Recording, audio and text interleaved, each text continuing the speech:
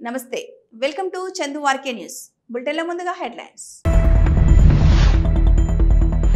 అలరించిన అభ్యుదయ ఫెస్టివల్ భరతనాట్యంతో ప్రేక్షకులను మంత్రముగ్ధులను చేసిన శుభలక్ష్మి నృత్య కళాశాల బృందం జగిత్యాల జిల్లాలో జై బాపు జై భీమ్ జై సంవిధాన్ రాజ్యాంగ పరిరక్షణ పాదయాత్ర పాల్గొన్న మాజీ మంత్రి జీవన్ రెడ్డి యజమానులకు భోజనంలో మత్తుమందు కలిపి ఇంటిని లూటీ చేసిన నేపాలీ దంపతులు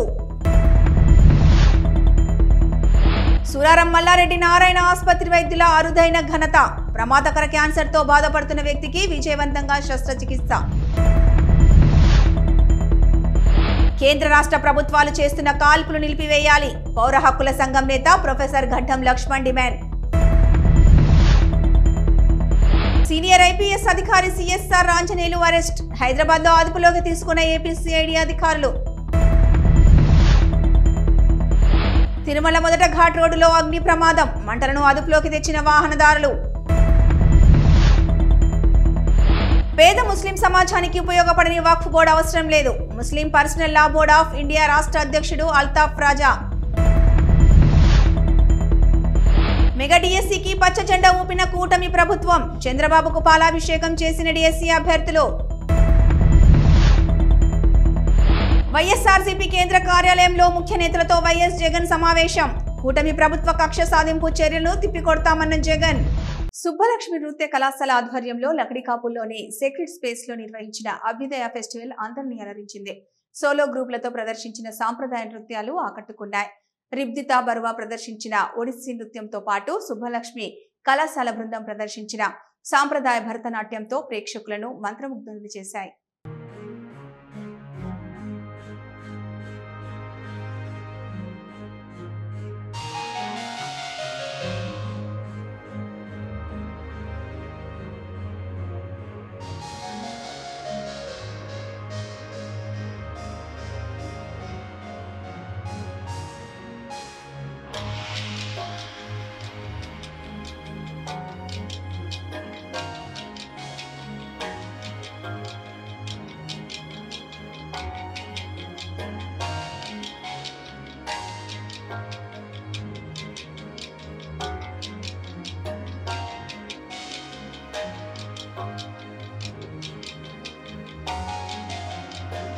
పాల్వంచ పెద్దమ్మ తల్లి గుడిపాలక మండలి ప్రమాణ స్వీకారం వద్ద ఉద్రిక్త చోటు చేసుకుంది ప్రమాణ స్వీకారాన్ని వద్దంటూ అదే గ్రామానికి చెందిన ఇద్దరు యువకులు కిరోసిన్ పోసుకొని ఆత్మహత్య యత్నం చేశారు భద్రాద్రి జిల్లా పాల్వంచ మండల పరిధిలో జగన్నాథపురంలో ఉన్న పెద్దమ్మ తల్లి గుడికి ఇటీవల కొత్త పాలక మండలి నియమించారు జిల్లాలో ఇద్దరు మంత్రులు చెరో కమిటీని వేసుకున్నారు ఈ కమిటీలు స్థానికేతరుడికి పెద్దమ్మ గుడి చైర్మన్ పదవిని కట్టబెట్టడంతో స్థానికులు అభ్యంతరం వ్యక్తం చేస్తున్నారు గతంలో ప్రమాణ స్వీకారం జరిగే సమయంలో కూడా యువకులు వాటర్ ట్యాంక్ ఎక్కి ఆత్మహత్యకు పాల్పడే క్రమంలో ప్రమాణ స్వీకారాన్ని వాయిదా వేశారు మళ్లీ అదే కార్యక్రమాన్ని మంగళవారం కొనసాగించే ప్రయత్నం చేయడంతో ప్రమాణ స్వీకారం వద్ద యువకులు కిరోసిన్ పోసుకొని ఆత్మహత్యకు పాల్పడడంతో పోలీసులు రంగ ప్రవేశం చేసి వారిని అదుపులోకి తీసుకున్నారు పోలీస్ బందోబస్తు నడుమ ప్రమాణ స్వీకారం జరిపించేందుకు అధికారులు ఏర్పాటు చేస్తున్నారు కాంగ్రెస్ లోనే 2 వర్గాలుండడంతో ఈ వ్యవహారం రచ్చకెక్కింది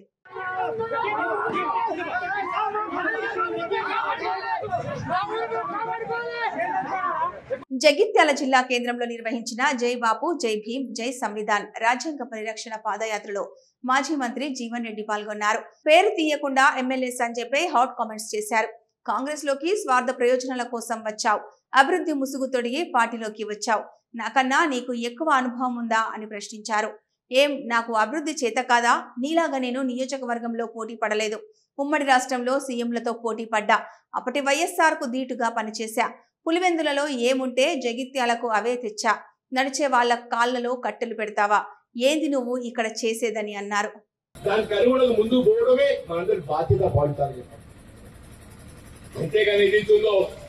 ఎవరు వచ్చి కాళ్ళలో కట్టడం పెడితే మనం భయపడాల్సిన అవసరం లేదు ముందు కావాల్సిన అవసరం లేదు వాళ్ళ కట్టే కంటే మన కాళ్ళు బలంగా ఉన్నాయి వాళ్ళ కట్టే కంటే మన కాళ్ళు బలంగా ఉన్నాయి మన కాళ్ళు నడిస్తే వాళ్ళ కట్టిరిగిపోవాలి మన కాళ్ళు నడిస్తే వాళ్ళ కట్టిరిగిపోవాలి చెప్పంటూ నేను ఆ విధంగా ముందుకు పోవాలని చెప్పాను దయచేసి మరి ఇంత మంచి కార్యక్రమం అతి కొద్ది సమయంలో వీళ్ళ మా మిత్రులు రమేష్ రావు గారు, వారి తోటి దళిత సోదరులు, యాదవ్ సోదరులు, మా ముద్రా సోదరులు,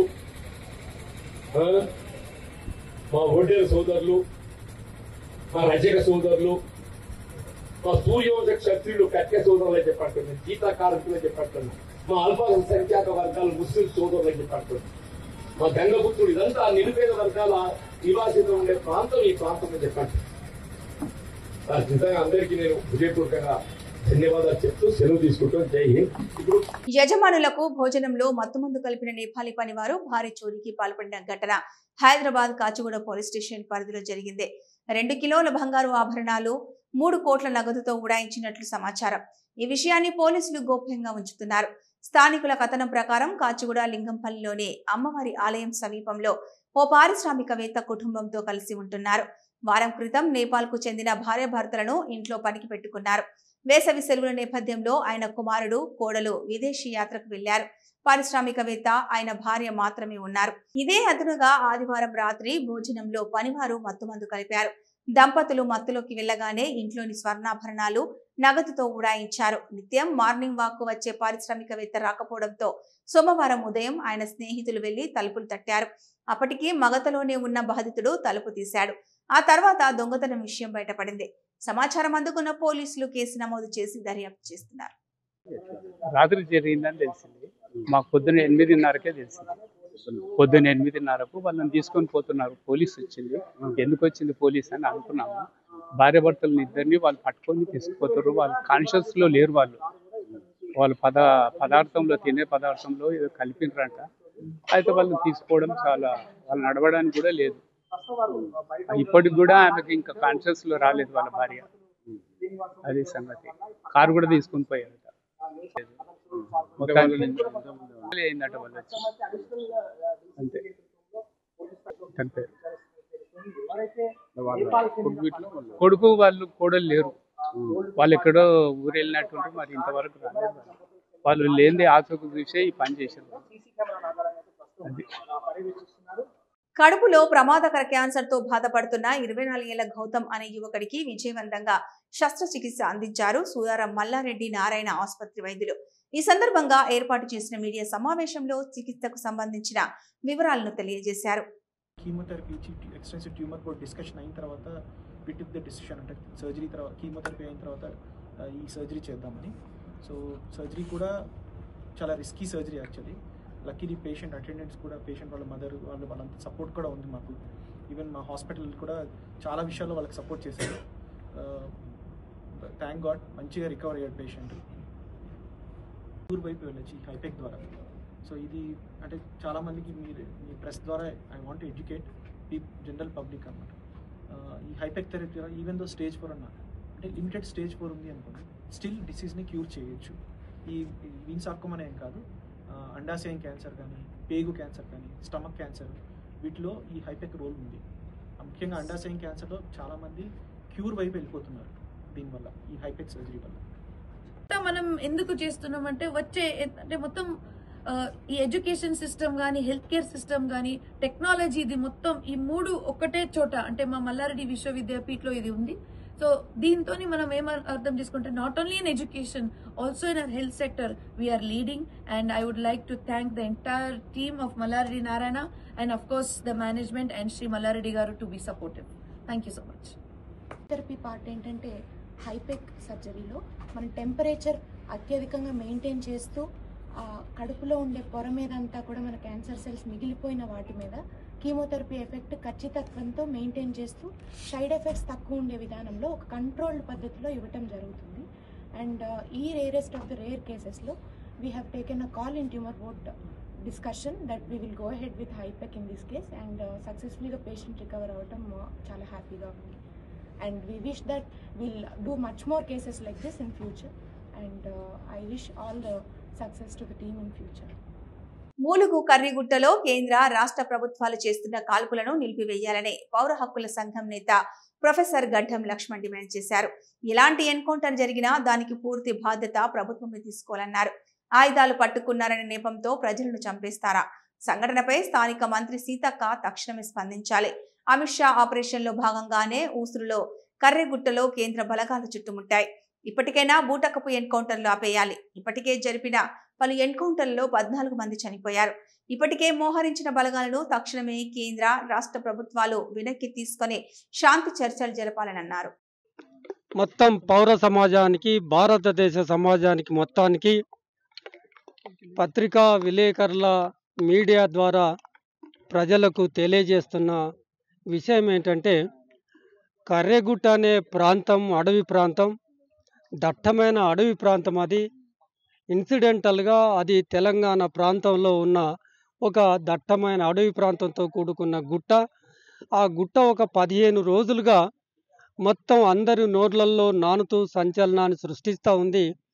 ఎప్పుడు ఏం జరుగుతుందో అని కూడా మేము భయపడుతూనే ఉన్నాం. భారత సమాజం మొత్తం అనుకున్నట్టుగానే ఇవాళ పెద్ద ఎత్తున సిఆర్పిఎఫ్ బలగాలు, మొత్తం కేంద్ర బలగాలు, కోబ్రాలు, డిఆర్జీ బలగాలు, ఆ డిఆర్జీ బలగాలు అనేది రాజ్యాంగేతరమైన శక్తి, అందరూ కలిసి కర్రెగుట్టను చుట్టుముట్టి ఇవాళ భారీ ఎత్తున కాల్పుల మోతలు అక్కడ మోగుతూ ఉన్నాయి. మనం ఇక్కడ భద్రంగానే ఉన్నాం, కానీ ఛత్తీస్గఢ్ను ఆనుకొని ఉన్న తెలంగాణ ప్రాంతంలో నిత్యం ఎన్కౌంటర్లు జరుగుతూ ఉన్నాయి. ఎన్కౌంటర్లో 10ల సంఖ్యలో ప్రాణాలు పోతూ ఉన్నాయి. ఇప్పటికిప్పుడు మనం ఇక్కడ మాట్లాడుతున్న సందర్భంలోనే కర్రెగుట్టను చుట్టుముట్టిన పెద్ద ఎత్తున 1000 సంఖ్యలో చుట్టుముట్టిన కేంద్ర బలగాలు చంపే అధికారం మావోయిస్టులు అక్కడ ఉండవచ్చు, మావోయిస్టుల దగ్గర ఆయుధాలు ఉండవచ్చు, కానీ ఒక మనిషి ఇంకొక మనిషిని ప్రజాస్వామిక దేశంలో చంపవచ్చా అనే ఒక ప్రశ్నను పౌర సమాజం ఇవాళ ఆలోచించాలని చూస్తున్నాం. సీనియర్ ఐపీఎస్ అధికారి సిఎస్ఆర్ ఆంజనేయులు మంగళవారం ఉదయం పోలీసులు అరెస్టు చేశారు. ఆయన వైసీపీ ప్రభుత్వంలో ఇంటెలిజెన్స్ మాజీ చీఫ్ గా ఉన్నారు. మంగళవారం ఉదయం ఏపీసీఐడి అధికారులు హైదరాబాద్ లో అదుపులోకి తీసుకున్నారు. ముంబై నటి జత్వాని వేధింపుల కేసులో పిఎస్ఆర్ ఆంజనేయులు అరెస్ట్ అయ్యారు. రఘురామకృష్ణంరాజు 3rd డిగ్రీ కేసులో కూడా పిఎస్ఆర్ ఆంజనేయులు నిందితుడు. ఆయన ప్రస్తుతం సస్పెన్షన్ లో ఉన్నారు.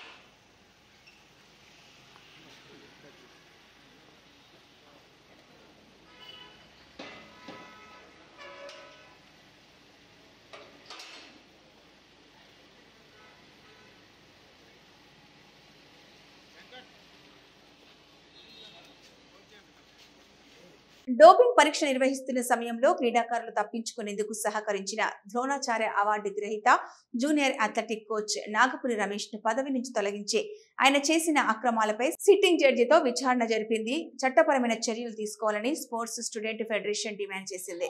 ఈ మేరకు ఉస్మానియా యూనివర్సిటీలోని ఆర్ట్స్ కళాశాల వద్ద రమేష్ కు వ్యతిరేకంగా స్పోర్ట్స్ ఫెడరేషన్ ఆధ్వర్యంలో నిరసన వ్యక్తం చేశారు. Naganti Rajesh, sports student federation founder and state president, Telangana. గత కొద్ది రోజులుగా మన తెలంగాణ క్రీడల్లో మన NADA national doping anti doping అక్కడ ఏజెన్సీ వాళ్లకు మన క్రీడాకారులు కొందరు ఢిల్లీలో సహకరించకుండా పారిపోవడంతో వాళ్లపై వేటు వేసి నాడా వాళ్ళు సస్పెండ్ చేయడం జరిగింది. దీనికి కోచ్ అయినటువంటి నాగపూర్ రమేష్ గారు సహకరించినటువంటి అతన్ని సస్పెండ్ చేయడం జరిగింది. ఆయనను వెంటనే డిస్మిస్ చేసి ఆయన స్పోర్ట్స్ లో నుంచి ఆయన ద్రోణాచార్య అవార్డును కూడా వెనక్కి తీసుకోవాలని మీ ప్రభుత్వాన్ని విన్నపించుకుంటున్నాం. ఎందుకంటే ఈయన చేసే అక్రమాలు చాలా ఉన్నాయి. ఎన్నో రోజుల నుంచి మేము హెచ్చరిస్తూనే ఉన్నాము. సార్, మీరు ఇలా చేయడం కరెక్ట్ కాదు. అనేక రకాలుగా అథ్లెటిక్స్ పిల్లల్ని చాలా విలేజ్ లో ఉన్న పిల్లలను కూడా తీసుకుపోయి వాళ్ళకు డోపింగ్ ఇచ్చుకుంటూ వాళ్ళకి వివిధ రకాలుగా వాళ్ళని హింస పెట్టుకుంటూ వాళ్ళను ప్రాక్టీస్ చేపిస్తూ అనేక రకాల ఇబ్బందులు పెట్టడం. Vinod, sports student federation state general secretary మాట్లాడుతున్నాను. ఈ రోజు ఈ యొక్క ప్రోగ్రామ్ ని నిర్వహించడానికి ముఖ్య కారణం ఏంటంటే ఈ డోపింగ్ అనే విషయం గురించి మన హైదరాబాదు సాయి ట్రైనింగ్ సెంటర్ లో చాలా మంది అథ్లెట్లు డోపింగ్ కు పాల్పడి అదేవిధంగా కోచ్ నాగపూర్ రమేష్ గారు కూడా ఈ రోజు సస్పెండ్ కావడం జరిగింది.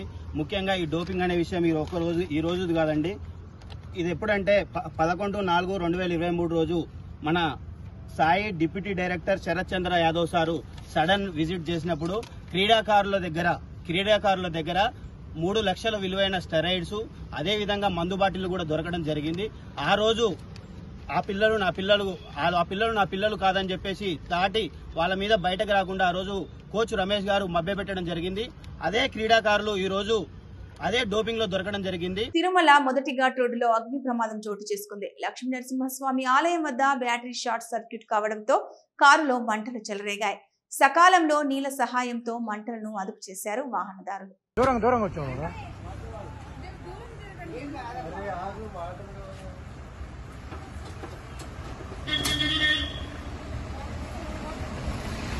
విద్యుత్ పునరుత్పాదక ఇంధన కేంద్ర మంత్రి శ్రీపాద్ యశోద్ నాయక్, మహారాష్ట్ర విద్యుత్ శాఖ మేఘనా దీపక్ సాకోర్లు బీజేపీ రాష్ట్ర కార్యాలయానికి వచ్చారు. ఈ సందర్భంగా బీజేపీ రాష్ట్ర నేతలు ఘన స్వాగతం పలికారు.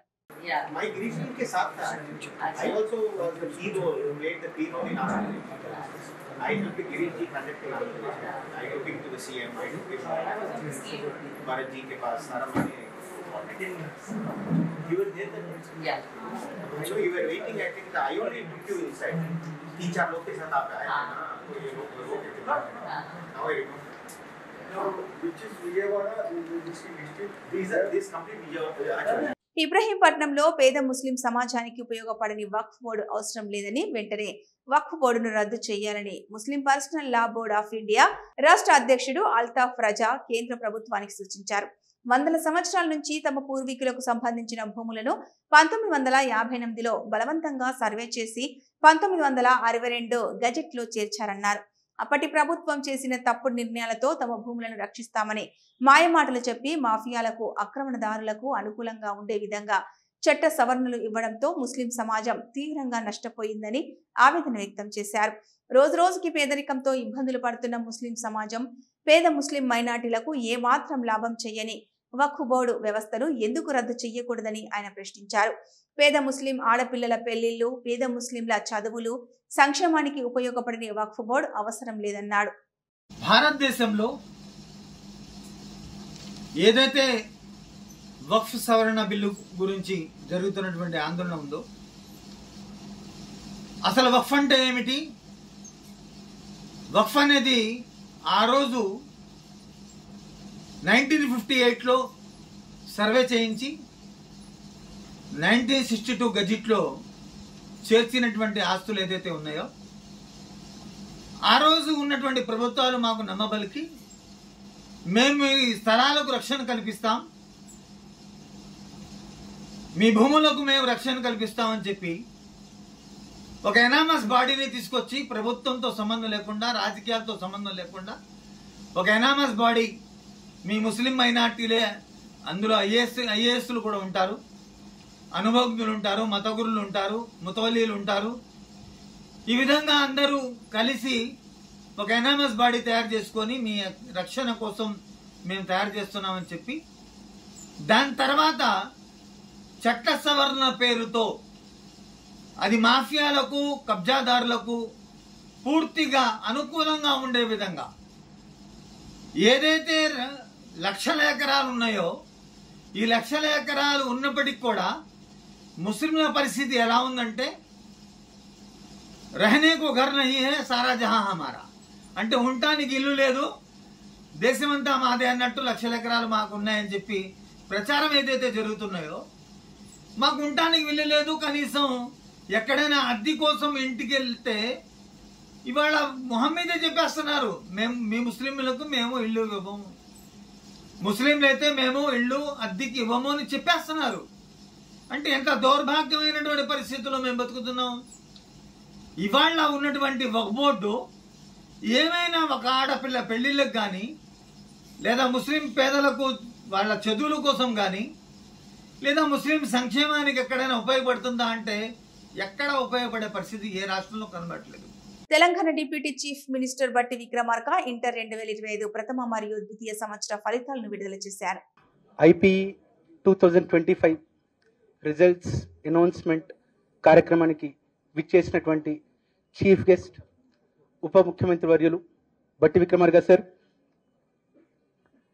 Minister for roads and buildings Komareddy sir, minister for transport and BC welfare Ponnam Prabhakar sir, secretary education Yogita Rana ma'am, director general CGG Rajendra MJ sir, DD CGG Sangram Singh Patil గారు, special secretary Haritha ma'am, COE గారికి, మా జాయింట్ సెక్రటరీస్ అందరికీ, డిప్యూటీ సెక్రటరీస్ అందరికీ, superintendents అందరికీ, board staff, CI staff ప్రతి ఒక్కరికి, ముఖ్యంగా ఈ కార్యక్రమానికి విచ్చేసినటువంటి print and electronic media honourable deputy CM sir, మంత్రివర్యులు, ప్రిన్సిపల్ సెక్రటరీ ఎడ్యుకేషన్ అందరికీ, ఇక్కడ వచ్చేసిన విలేకరులకు అందరికీ నమస్కారాలు. So from centre for good governance I just wanted to say 2 things. మన ఈ స్టేజ్లో ఉన్న 10+2 పిల్లలకి వెరీ వల్నరబుల్ ఏజ్లో ఉన్న they are doing lot of hard work and they want a perfect system so that whatever work they have done should be reflected. వాళ్ళకి ఒక్క చిన్న ప్రాబ్లం రాకుండా 0 ఎర్రర్ ఆ పద్ధతిలో సెంటర్ ఫర్ గుడ్ గవర్నెన్స్ మొదలు పెట్టారు 6 years back. It is in a రో 6th year we are giving a result that to all 15 servers we have hosted today. Within 1 hour I think 10 lakh people will download their results. గౌరవ రాష్ట్ర మంత్రివర్యులు, Hyderabad incharge ఉన్నటువంటి శ్రీ పొన్నం ప్రభాకర్ గారికి, అట్లాగే మరో గౌరవ రాష్ట్ర మంత్రివర్యులు శ్రీ కోమటిరెడ్డి వెంకటరెడ్డి గారికి,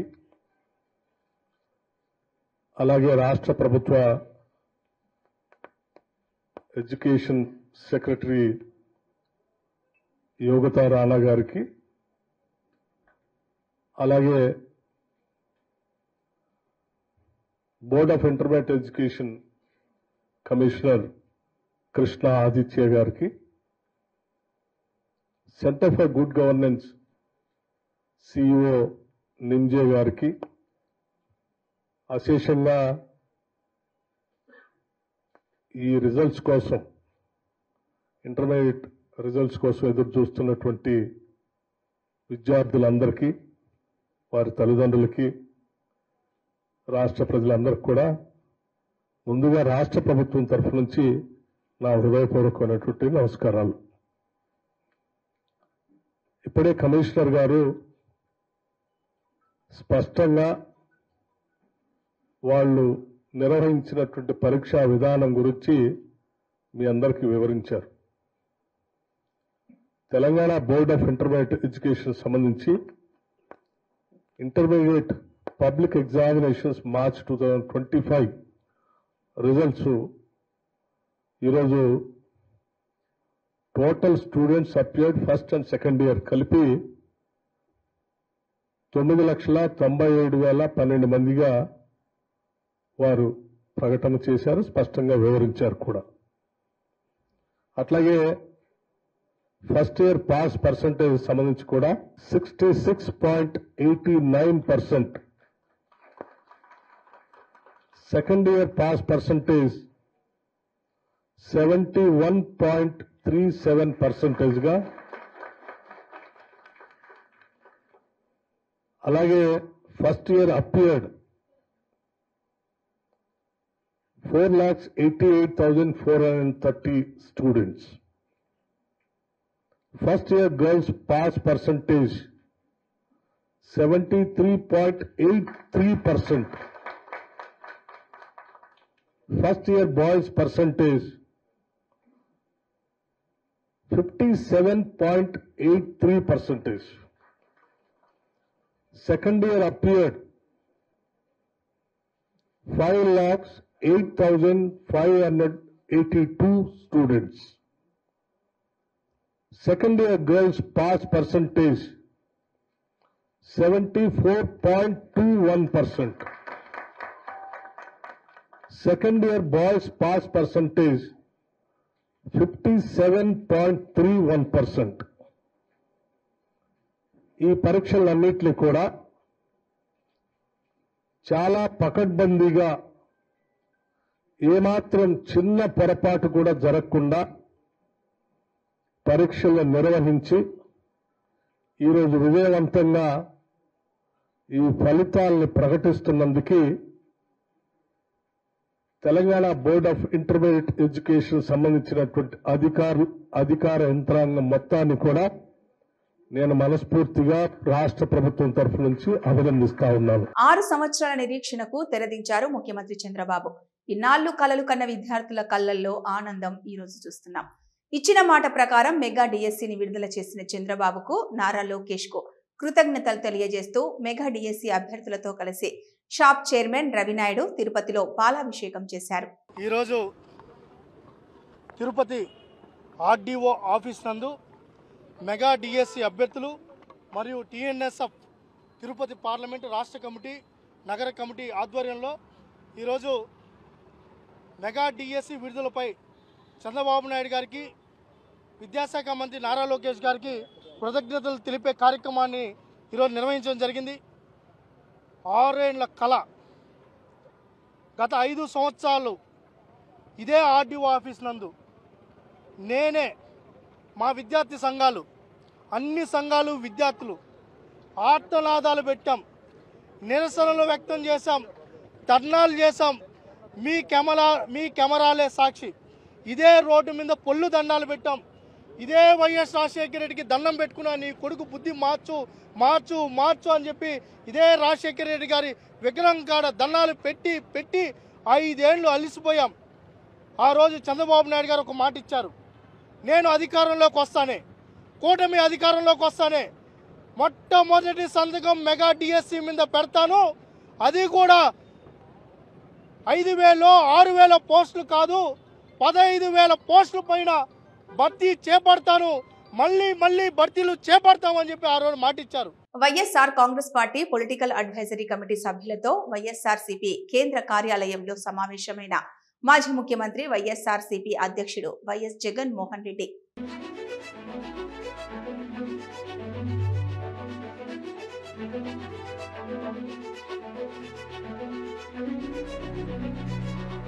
తిరుమలలో తలనీలాలు తీయడానికి ఓ మహిళా ఉద్యోగి 100 రూపాయలు అడుగుతున్న వీడియో ఓ వ్యక్తి సోషల్ మీడియాలో పోస్ట్ చేశాడు.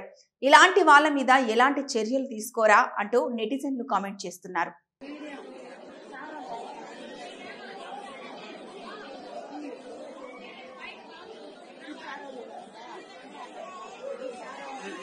ఇది ఇప్పటి వరకున్న అప్డేట్స్. మరో బులెటిన్ లో మళ్ళీ కలుద్దాం.